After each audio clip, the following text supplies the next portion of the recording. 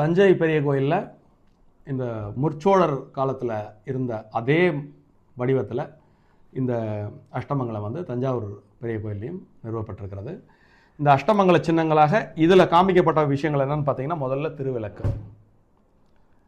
அதன் பிறகு கொடிமரம், அப்புறம் மகரம், அப்புறம் சிம்மம், இது கவரி, அப்புறம் யானை. யானை என்பது மங்கள சின்னங்களில் ஒன்று அப்படிங்கிறது சங்க இலக்கியங்கள்லேருந்து பல இடங்களை நம்ம பார்க்குறோம். இந்த அஷ்டலட்சுமியில் ஒன்று கஜலட்சுமின்னு ஒன்று சொல்லுவாங்க. ஸோ அதனால் கஜம் இருக்கக்கூடிய இடத்துல மங்களம் இருக்கும் அப்படிங்கிற ஒரு நம்பிக்கை தொன்று தொட்டு இருக்கிறது. அதன் பிறகு சிவனுக்கே, சிவனுடைய